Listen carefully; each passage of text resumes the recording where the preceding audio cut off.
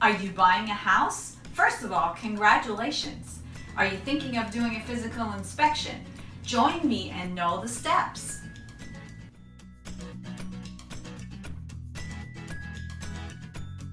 So you've gotten your offer accepted. Congratulations. Now it's the time to do your investigations and find out if the house is truly a house that you can own without any issues. So that now is the time to do your physical inspection. I was talking to a physical inspector friend of mine that I know for the past 18 years, and he does a great job. He's very experienced, he's very thorough, and he was telling me that lately with the insurgence of everybody going on the internet, he's getting a lot of buyers that go on these websites that give recommendation, and he's getting calls from buyers that only are calling him based on his price, and they basically are shopping around and want to pick the cheapest physical inspector available. And he was telling me how that could become a huge issue down the line for the buyers. So I wanted to bring that to your attention. So when you're buying a house, the next step is to find out whether or not the house is sound. Because once you're a homeowner, now you are in charge of everything. You get to enjoy the house, you get to decorate it, you get to paint it, you get to do whatever you want. It's your space, you can do whatever you want. But with that joy also comes responsibilities. And those responsibilities means that anything and everything that goes wrong with the house, it is now your responsibility. The roof leaks, you have to fix it. Plumbing leaks, you have to fix it.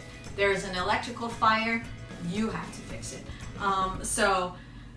So with all of that comes paying attention to right when you are in escrow, right when you're under contract and you haven't purchased the house yet, to find out what is the condition of the house and whether or not it's a house that you want to own.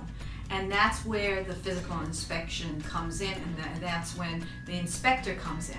So if you're going to pick the cheapest inspector, that's not the best practice to do, because you want an inspector that's going to be thorough, that goes through all the systems of the house and make sure that you're getting a great house. And if you're going with the cheapest, then naturally they're going to treat it that way, and they're not going to give you the best information. So what are the information that you're looking for? Well, every house has systems, and you want an inspector that's going to inspect the electrical, inspect the plumbing, inspect the heating and air conditioning, because those systems could potentially cost a lot of money to fix. And so you want somebody who's going to go through and make sure that all of those systems are done properly. And on that note, I highly recommend, if you're buying an older home, make sure you camera the sewer line, because if you're cameraing the sewer line, then you know exactly how old is the sewer line. Is it cast iron piping? Is it PVC piping? Are there any tree roots along the way? How is the pipe carried out to the main line outside? Is it going under the neighbor's house? Is it going under a tree? There are so many different scenarios. You want to make sure you know everything about that sewer line, where it travels to, where it's connecting to, and how old it is, and whether or not you have to replace it in the near future. Then you get to the structure of the house. The structure of the house. If it's an older home, we're talking California, and you're talking about basically two types of structures. You either have slab on grade, which means that you have a concrete foundation and the concrete is poured right onto the dirt, or you're talking about a raised foundation where you have a concrete perimeter wall, and then the house is sitting on that wall, and then it's supported in the middle by posts and piers. And posts and piers, they basically look like this. If this is, if these are your beams under the house, then these are your posts, and then they sit on a concrete base, and that's what's holding the house all together. So in an older home, or even in a newer home that's sitting on a slab, you want to make sure that the slab is not moving. There are no cracks in the foundation. If it's a raised foundation, you want to make sure that the posts and piers are in good shape. You want to make sure that the stem wall, which is basically the concrete perimeter wall, is in good shape. There are no cracks in there.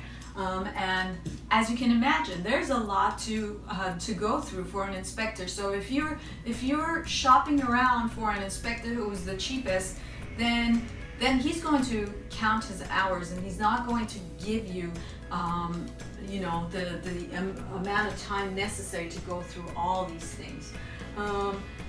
Walls and attic space. You want the inspector to go in there and inspect all of those. There's a lot of mystery that can happen in any attic. You could have trusses in there. You want to make sure that the trusses were built properly, because if the trusses are not set up properly in the attic, that's where you're going to know the structure of how your house is put together, how your house is holding together, and how your trusses are supporting your roof.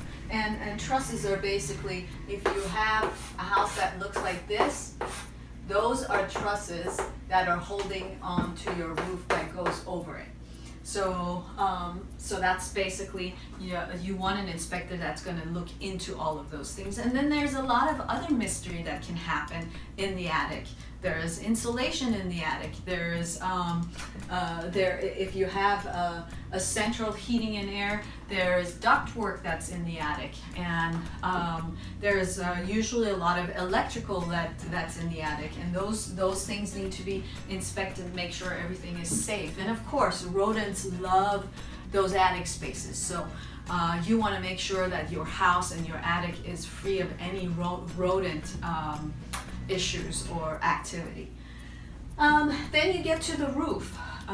Roof is an important piece of the house. Why? Because it's expensive to replace. So you want an inspector that's going to make sure that the roof is sound, and if there are no leaks, and how old is the roof? Does it need to be replaced? Are there any skylights? Do they need to be checked to make sure that the